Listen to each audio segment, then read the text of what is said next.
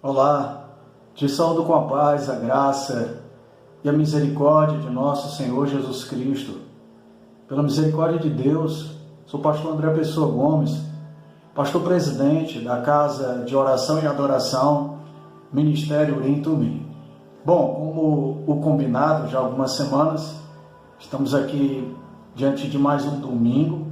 A data é do dia 10 de março do ano de 2019, e nós estamos aqui para tentar, em meio a uma discussão sadia, tratar sobre assuntos específicos à luz da Palavra de Deus. Nos vídeos anteriores nós pedimos encarecidamente para que os nossos inscritos deixassem seus comentários ou entrassem em contato conosco através do WhatsApp para nos dar algumas ideias a respeito do que podemos discutir à luz da palavra e esclarecê-la pela inspiração do Espírito de Deus, claro, sem faltar com a verdade que vem segundo a Sagrada Escritura e o discernimento espiritual que vem pela graça de Deus.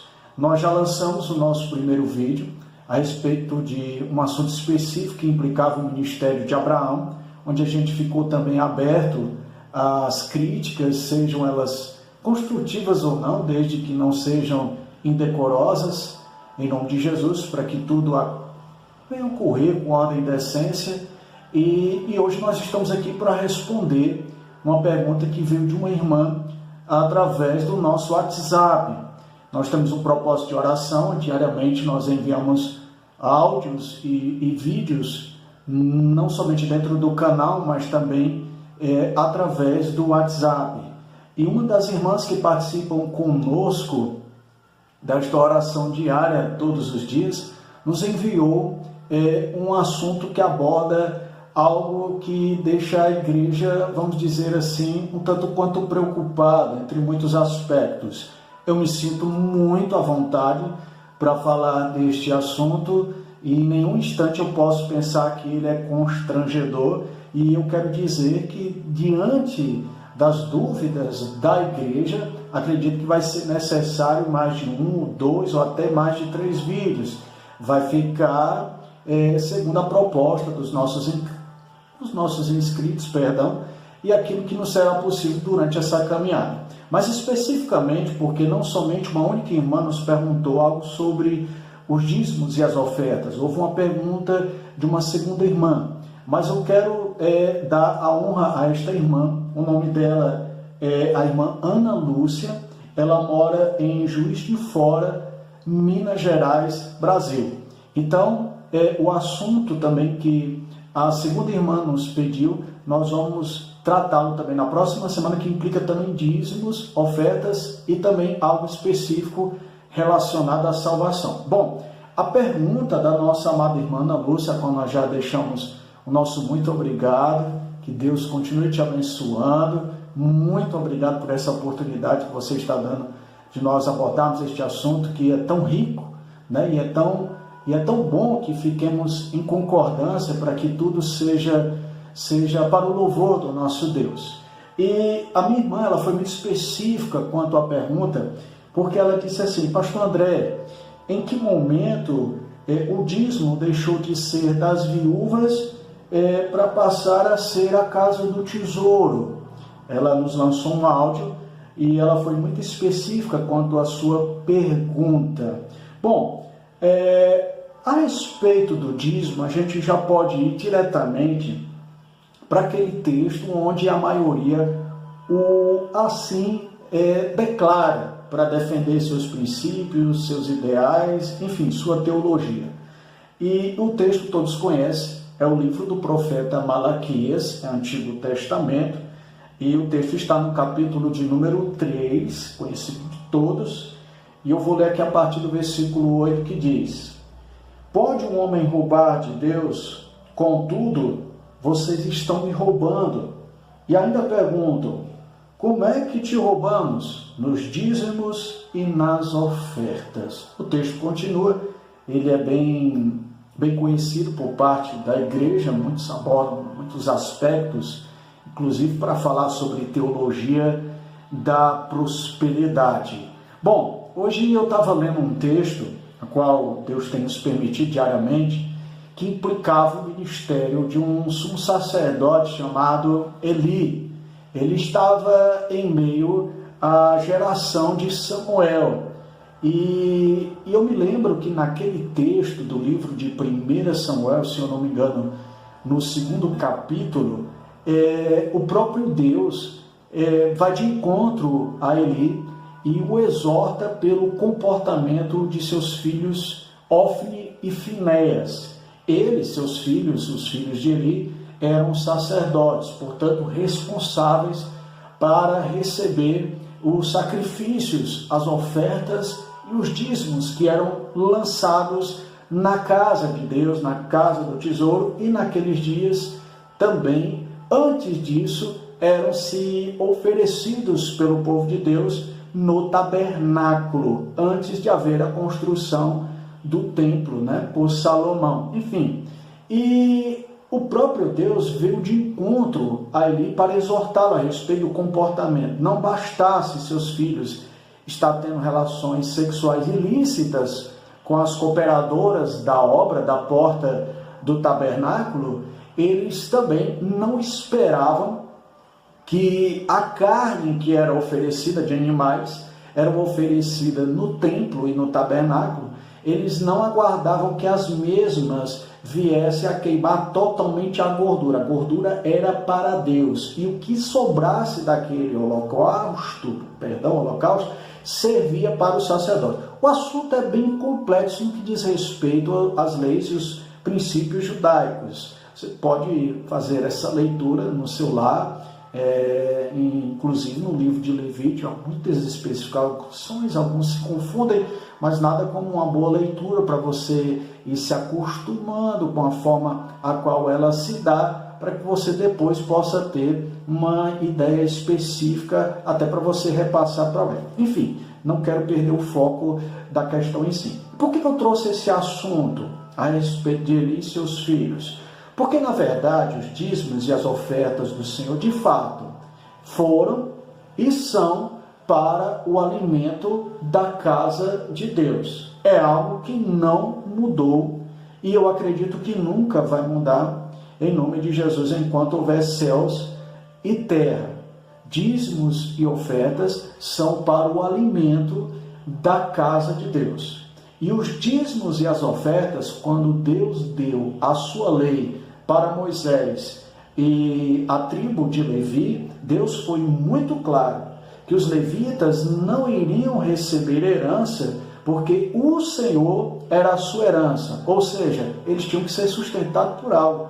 Todo mundo recebeu herança e eles não. Então, pelo serviço levítico e sacerdotal, eles tinham por direito aos dízimos e às ofertas da casa de Deus, para manter a casa do Senhor. Os levitas, portanto, não eram indivíduos comuns, eles pertenciam a Deus, eram instrumentos de Deus para o povo do nosso Senhor Jesus Cristo. Aí alguém pode dizer que os dízimos e as ofertas são algo pertencentes à lei mosaica e que hoje nós vivemos pela graça, enfim.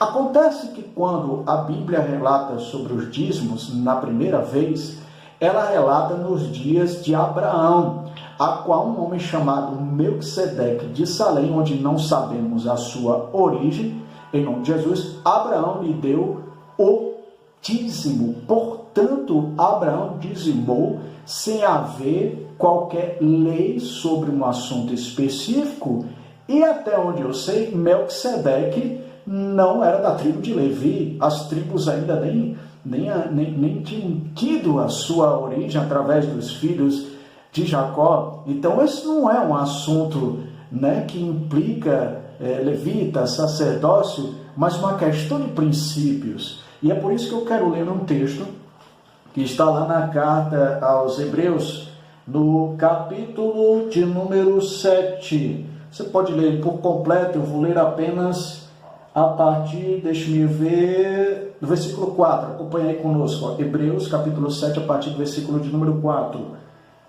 Considere a grandeza desse homem, até mesmo o patriarca Abraão lhe deu o dízimo dos despojos.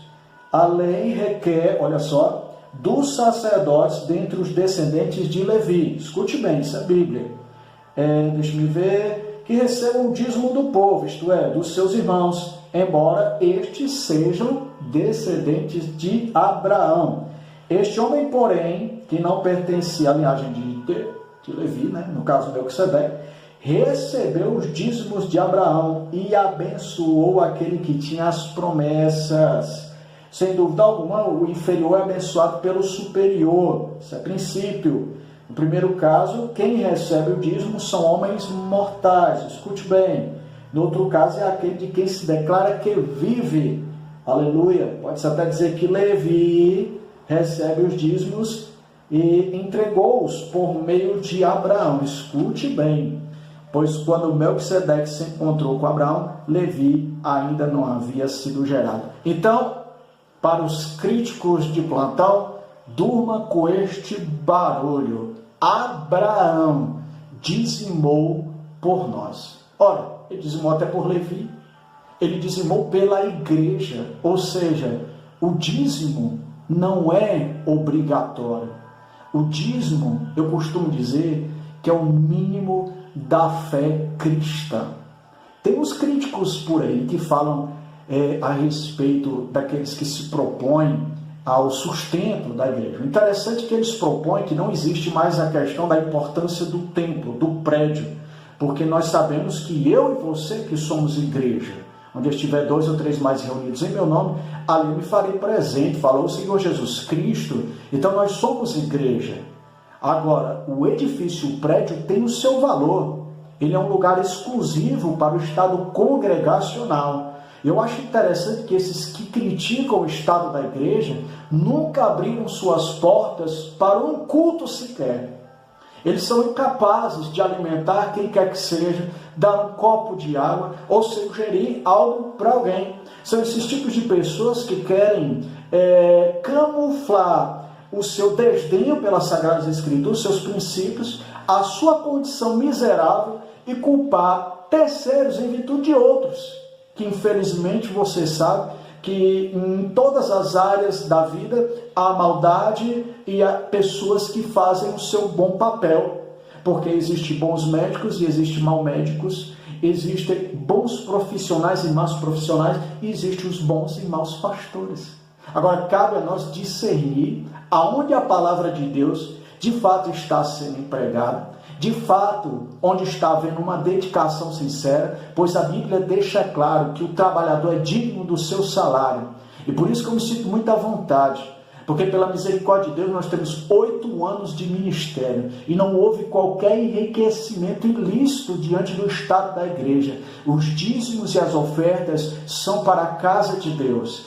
Antes de nós estarmos inseridos no campo ministerial, eu nunca tive um sequer pedaço de terreno. Até hoje eu não tenho.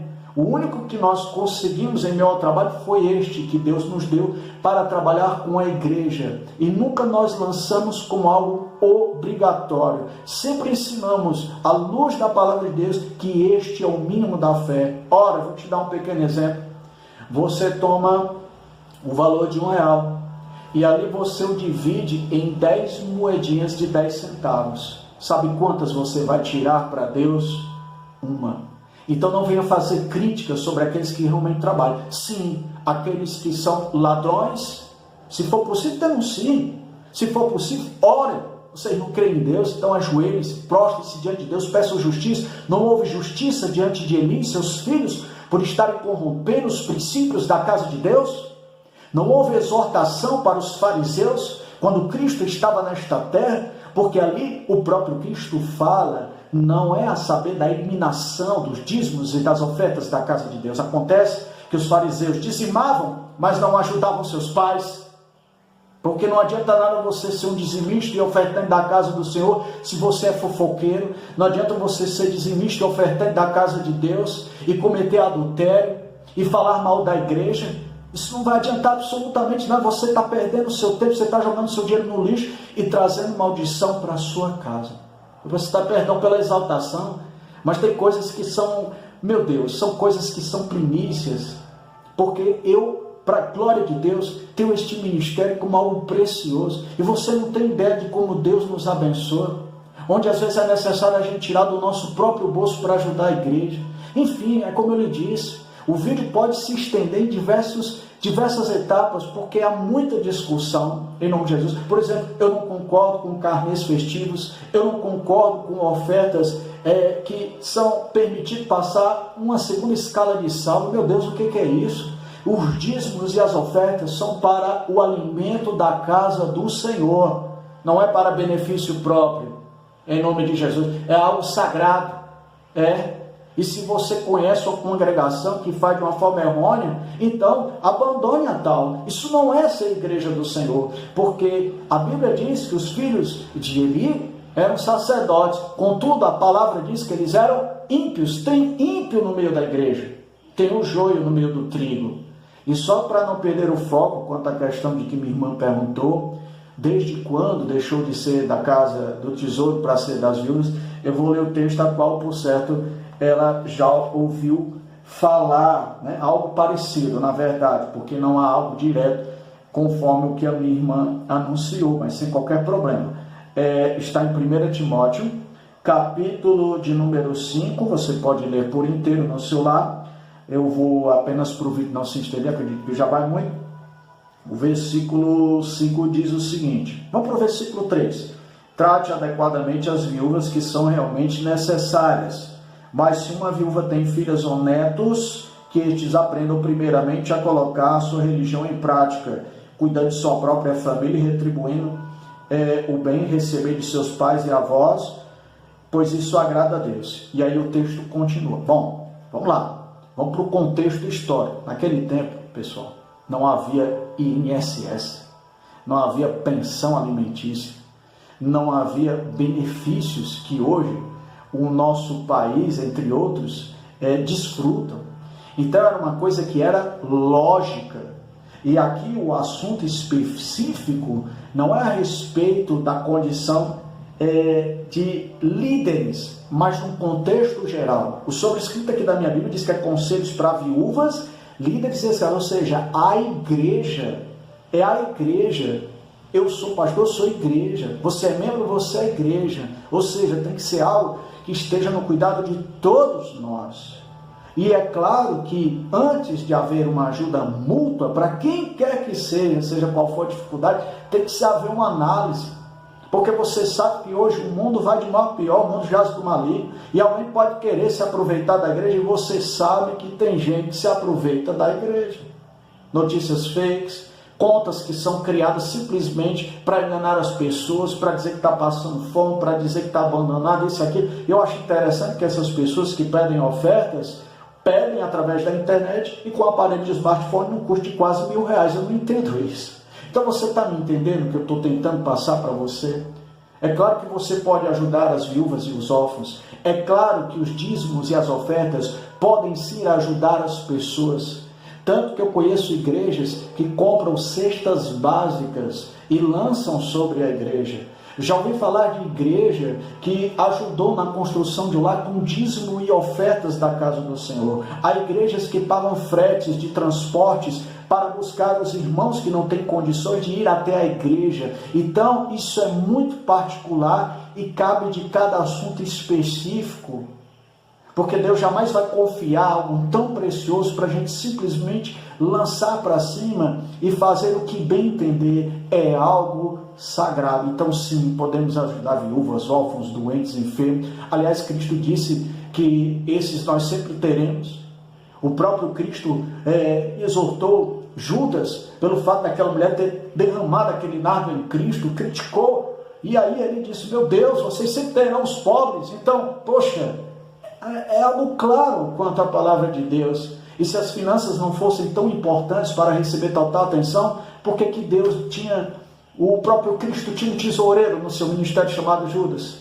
É verdade, ele era ladrão, problema dele, se deu mal, se corrompeu, mas Deus com certeza vai ter com ele na eternidade, e ele sofreu as consequências do seu pecado em nome de Jesus. E a outra pergunta que a irmã Ana Lúcia, de Juiz de Fora, Minas Gerais, nos fez também, através do WhatsApp, ela disse, até que ponto, Até que ponto alguém pode pecar se não dizimar? Olha, eu quero dizer o seguinte, diante de tudo que nós falamos, e cabe outros vídeos, e nós vamos tratar, inclusive, no próximo vídeo, na próxima semana, vamos trazer uma pequena introdução do livro de Malaquias, para que a gente entenda um pouquinho mais. E você pode dar a sua sugestão, viu? Pode mandar, não tem problema, critique, desde que não seja algo que desrespeite as pessoas que estão envolvidas conosco. Se você fizer, infelizmente, a gente vai ter que tomar a providência necessária. Enfim, eu vou trazer, para a glória de Deus, se Deus permitir, uma introdução histórica do texto do livro de Malaquias, e a pergunta da nossa amada irmã, se eu não me engano, seu nome é Cláudia, e se não me falha a memória, ela é do Rio de Janeiro, onde a gente vai falar também mais um pouquinho sobre dízimos, na próxima semana. Então, até que ponto? Bom, eu prefiro tratar dízimo como algo pessoal. Dízimo e oferta é algo íntimo da parte de Deus. É íntimo. É como a vida sexual em um matrimônio, um casamento. Só interessa a mulher e o marido. Dízimo e oferta só interessa ao servo e ao seu senhor. Tá? Alguém pode dizer, mas eu encontrei dificuldades, eu não consigo mais pagar minhas contas. O problema não foi o dízimo. O problema foi a forma desacertada que eu e você lidamos com as finanças. Porque eu também já passei dificuldades. Um tempo também da minha vida eu deixei de dar dízimo, mas não porque o dízimo passou a consumir a minha vida, mas porque eu gastava dinheiro sem qualquer cuidado, sem qualquer equilíbrio.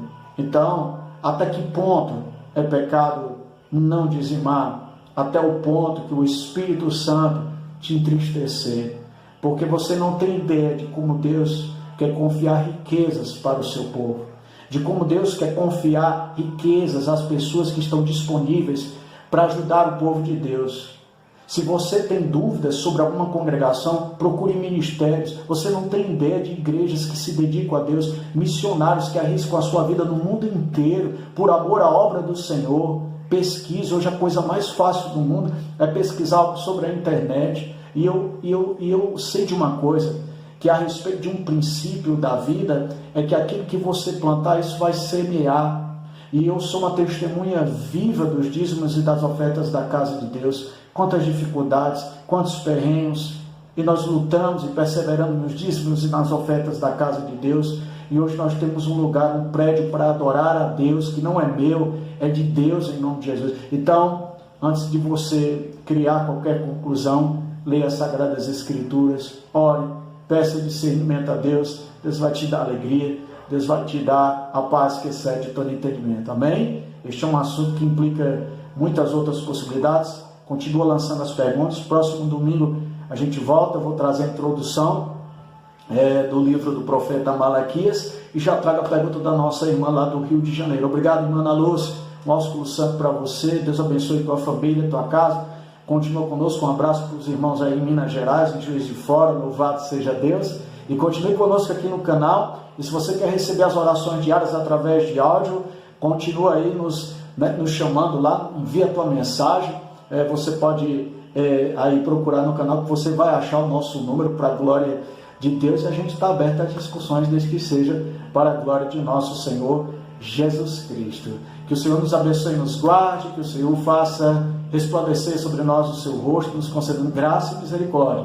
Que o Senhor volte nós para nós o seu rosto, nos dando a sua paz. Fiquemos então na paz, Cristo Jesus. Amém.